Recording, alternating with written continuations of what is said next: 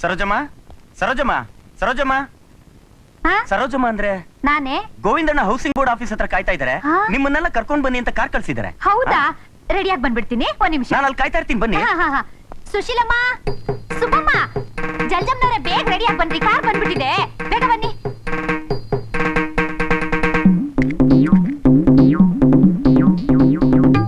ಅಯ್ಯೋ ಬೇಗ ಬರಕ್ ಹೇಳ್ರಿ ಅವ್ರನ್ನ.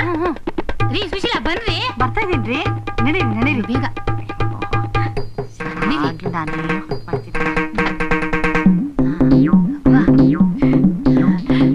ಎಷ್ಟು ಚೆನ್ನಾಗಿದೆ ಅಲ್ಲ.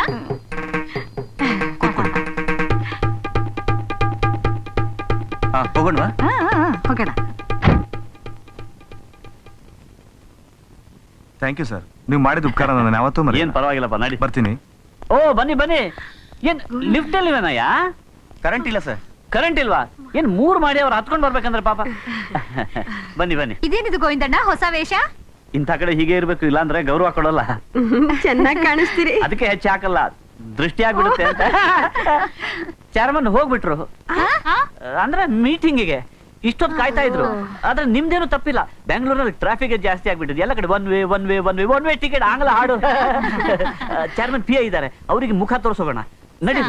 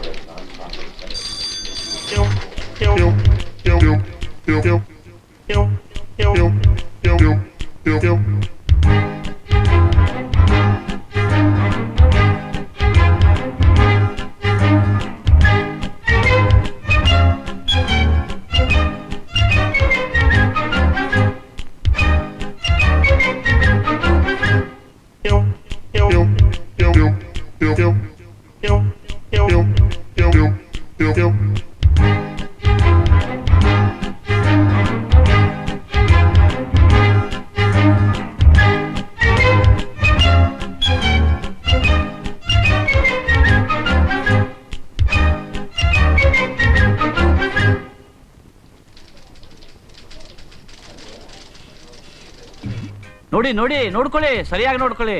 ಆಮೇಲೆ ಅಟ್ಟ ಸರಿ ಇಲ್ಲ, ಗಿಟ್ಟ ಸರಿ ಇಲ್ಲ, ಅದು ಸರಿ ಇಲ್ಲ, ಇದು ಸರಿ ಇಲ್ಲ ಅಂತ ಅನ್ಬೇಡಿ. ಅಪ್ಪ ಮನೆ ತುಂಬಾ ಅಚ್ಚುಕಟ್ಟಾಗಿದೆ ರೀ, ಆದ್ರೆ ನಮಗ್ ಮಾತ್ರ ಮೇಲಿನ ಅಂತಸ್ತೇ ಇರ್ಲಪ್ಪ.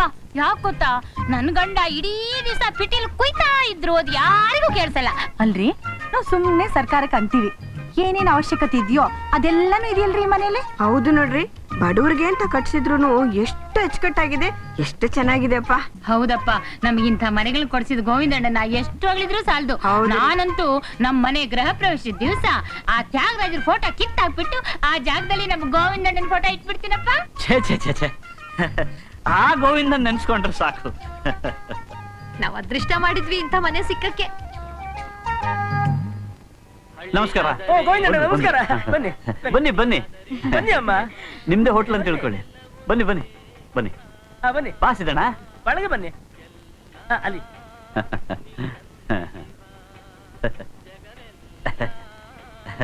ಮತ್ತೆ ಹೇಗಿದ್ದೀರಿ ಭಟ್ರೆ? ಅಡ್ಡಿಲ್ಲ ಮಾರಾಯರೆ, ನೀವ್ ಹೇಗಿದ್ದೀರಿ? ಏನ್ ತಗೋತೀರಿ? ಜಾಮೂನ್ ಇದೆಯಾ? ಸುಮ್ನೆ ರೀ, ಬರೀ ಕಾಫಿ ಸಾಕು. ನಿಮ್ ಬೇಡದ್ರು ನಾನು ಬೇಕು. ಅಯ್ಯೋ, ನಮ್ಮ ಗೋವಿಂದಣ್ಣವ್ರ ಜೊತೆ ಬಂದವರಿಗೆ ಬರೀ ಕಾಫಿ ಕೊಡುವುದೇ ಅವಮಾನ ಅವಮಾನ. ಏ ಮಾಲಿಂಗು, ಇವರಿಗೆ 2 ಮೈಸೂರು ಪಾಕ, 2 ಬೆಣ್ಣೆ ದೋಸೆ ಕೊಡು ಮಾರಾಯ. ಅಯ್ಯೋ ಅಷ್ಟೊಂದೆಲ್ಲ ಬೇಡ. ಇರ್ಲಿ, ಅವ್ರ ಪ್ರೀತಿಯನ್ನು ಕೊಡುವಾಗ ನೀವು ತಿನ್ನಲೇಬೇಕು ಗೊತ್ತುಂಟು. ನೀವು ತಿಂದೇ ಇದ್ರೆ ಗೋವಿಂದಣ್ಣನ ಬೇಸರವಾಗ್ತದೆ ಗೊತ್ತುಂಟು.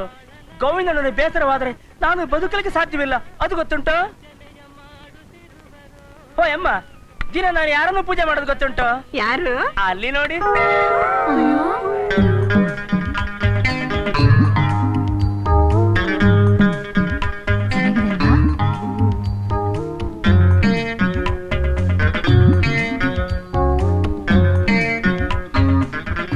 ನಾನು ಗೋವಿಂದಣ್ಣನವರಿಗೆ ಯಾಕೆ ಗೌರವ ಕೊಡುವುದು ಗೊತ್ತುಂಟ?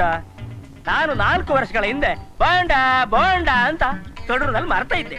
ಒಮ್ಮೆ ಇವರೇ ಪರಿಚಯ ಆಯ್ತು. ಪರಿಚಯ ಆದ ಕೂಡಲೇ ಸರ್ಕಾರಿ ಹಣಕಾಸು ಸಂಸ್ಥೆಯಲ್ಲಿ ಹಣ ಕೊಡಿಸಿದ್ರು. ಅಲ್ಲಿ ಪ್ರಾರಂಭವಾಯಿತು ದೇಶ. ಅಲ್ಲಿಂದ ಇಲ್ಲಿವರೆಗೆ 4 ಹೋಟ್ಲು ಇಟ್ಟಿದ್ದೇನೆ. ಈಗ ಜಮ್ಮು ಕಾಶ್ಮೀರ ಲಡಕ್ನಲ್ಲಿ ಹೋಟ್ಲು ಪ್ರಾರಂಭಿಸುವಂತ ಸಲಹೆ ಕೊಟ್ಟಿದ್ದಾರೆ ಅಲ್ವಾ ಗೋವಿಂದಣ್ಣ? ಹೌದು, ಅದಕ್ಕೂ ಫೈನಾನ್ಸ್ ಮಾಡುತ್ತಾರೆ.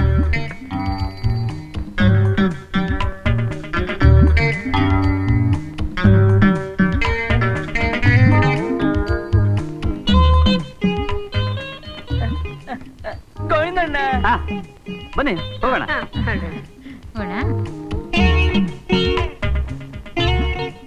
ಕಾರ್ ತಗೋ. ತಾಳಯ್ಯ. ಮಾಡುದಾ? ಇನ್ ಸ್ವಲ್ಪ ಸೀಟ್ ತಗೋಬೇಕಾಗಿತ್ತು. ನಂದೇನಿದೆ ಎಲ್ಲ ಇವ್ರದ್ದೇ. ಒಳ್ಳೇದು. ಏನು ಜಗ್ತಾ ಇದ್ದೀಯ? ದುಡ್ಡು ಕೊಡೋ ಹಾಗಿದ್ರೆ ಇಲ್ಲಿ ಯಾಕೆ ಬರ್ತಿದ್ದೆ? ಗೋವಿಂದಣ್ಣ. ಅಣ್ಣ ಅಲ್ಲ, ಗೋವಿಂದ. ಅಯ್ಯೋ ಗೋವಿಂದ.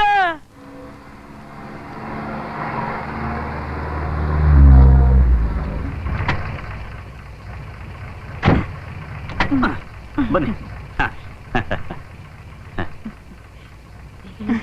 ಬನ್ನಿ ಗೋವಿಂದಣ್ಣ, ಕಾಫಿ ಕುಡ್ಕೊಂಡು ಹೋಗಿ. ಅಯ್ಯೋ, ನನ್ನ ಹೊಟ್ಟೆನೇ ಸರಿ ಇಲ್ಲ. ಈಗ ಭಟ್ರೆ ಹೋಟ್ಲಲ್ಲೂ ಅದಕ್ಕೆ ತಿಂದಿಲ್ಲ. ಒಂದು ಹನಿ ನೀರು ಕೂಡ ಕುಡಿಯೋ ಹಾಗಿಲ್ಲ. ಬರ್ಲಾ?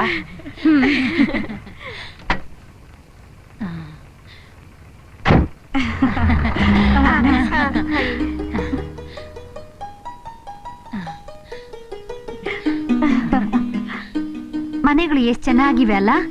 ಹೌದು ರೀ, ಅಲಾಟ್ಮೆಂಟ್ ಆದ್ಮೇಲೆ ಕಳ್ಳುನು ಕೊಟ್ರು ಕಣ್ಮುಚ್ಕೊಂಡು 4 ಲಕ್ಷ ರೂಪಾಯಿ ಕೊಡ್ತೇನೆ, ಏನಂತೀರಾ? ಹೌದು ಹೌದು ಹೌದು. ಅಂತೂ ನಮ್ಗೆಲ್ರಿಗೂ ಸ್ವಂತ ಮನೇಲಿರೋ ಯೋಗ ಇದೆ ಅಂತ ಆಯ್ತು. ಅಲ್ಲ, ಈ ಎಲ್ಲ ಪುಣ್ಯ ನಮ್ ಸರೋಜಮ್ಮನಿಗೆ ಸೇರ್ಬೇಕು. ಹೌದು ಕಣ್ರಿ. ಛೇ ಇದ್ರಲ್ಲಿ ನಂದೇನಿದೆ, ಎಲ್ಲ ನಮ್ ಗೋವಿಂದಣ್ಣನ್ ದಯ ಅಷ್ಟೇ.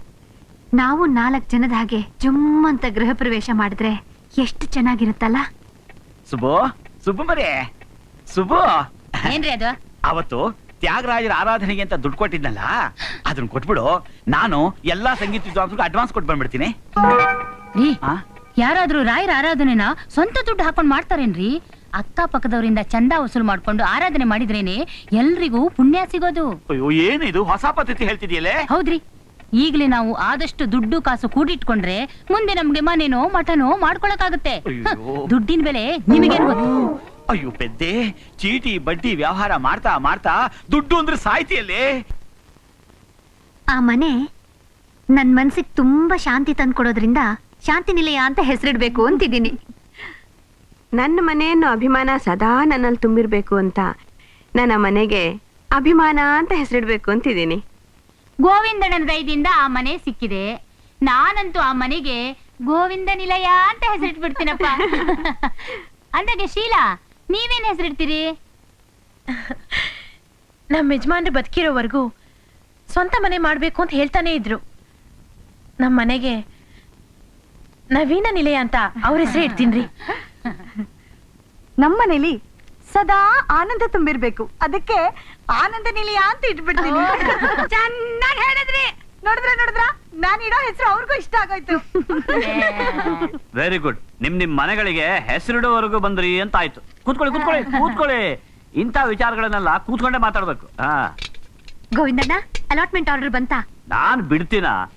ಇವತ್ತು ಸಾಹೇಬರಿಗೂ ನನಗೂ ದೊಡ್ಡ ಯುದ್ಧನೇ ಆಗೋಯ್ತು. ಯಾಕೆ? ಆಫೀಸ್ ನಲ್ಲಿ ಯಾರೋ ಕೊಕ್ಕೆ ಇಟ್ಬಿಟ್ಟಿದ್ದಾರೆ. ಬರೀ ಹೆಂಗಸರ ಹೆಸರು ಬರ್ತಿದ್ದೀರಲ್ಲ, ಅವ್ರ ಗಂಡಂದ್ರ ಹೆಸರು ಯಾಕೆ ಬರೀಲಿಲ್ಲ, ಅವ್ರ ಕೆಲಸ ಏನು ಯಾಕೆ ಬರೀಲಿಲ್ಲ? ನನಗೆ ಸಿಟ್ಟು ಬಂದೋಯ್ತು. ಜಗತ್ತಿನಲ್ಲಿ, ಅದರಲ್ಲೂ ಭಾರತದಂತಹ ತೃತೀಯ ಬಡ ರಾಷ್ಟ್ರದಲ್ಲಿ ಪ್ರತಿಯೊಂದು ರೀತಿಯಲ್ಲೂ ಹೆಣ್ಣಿನ ಶೋಷಣೆ ನಡೀತಾ ಇದೆ.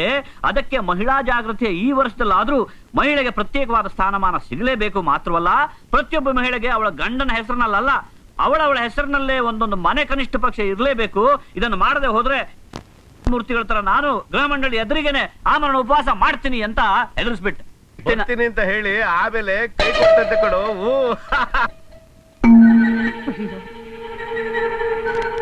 ಶೀಲಾ ಅವ್ರೆ,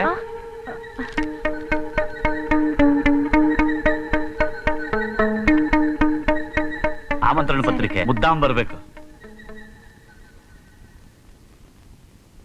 ಓ, ಏನ್ ರಾಮ್ರಾಯ್ರೆ ಇಲ್ಲಿ ಇಷ್ಟೊತ್ನಲ್ಲಿ? ಶನಿವಾರ ಅಲ್ವಾ, ಬೇಗ ಬಂದ್ಬಿಟ್ವಿ. ಓ, ನಾವಿರ್ಲಿ, ನೀನೇನ್ ಇಷ್ಟೊತ್ತ? ಅದು ನಮ್ಮ ದೊಡ್ಡಮ್ಮನ ಸೋದರತ್ತೆಯ ಮೊಮ್ಮಗಳ ಮದುವೆ, ಅದಕ್ಕೆ ಇನ್ವಿಟೇಷನ್ ಕೊಟ್ಟು ಹೋಗೋಣ ಅಂತ ಬಂದೆ. ತಗೊಳ್ಳಿ. ವಟಾರದಲ್ಲಿ ಒಬ್ರು ಕೊಟ್ರೆ ಸಾಕು. ಇರ್ಲಿ. ಆಮೇಲೆ ಈ ವರ್ಷ ಮಹಿಳಾ ಜಾಗೃತಿ ವರ್ಷ ಅಲ್ವೇ, ಅದಕ್ಕೆ ವಿಷಯ ತಿಳಿಸೋಣ ಅಂತ ಮಾತಾಡ್ತಿದ್ದೆ. ಬರ್ಬೇಕು, ಮರಿಬೇಡಿ. ಅಲ್ಲ, ಇವನು ನನ್ನ ಸಂಬಂಧಿಕನೇ. ಇವನಿಗೆ ದೊಡ್ಡ ಮನೆ ಇಲ್ಲ, ಸೋದರತ್ತೆ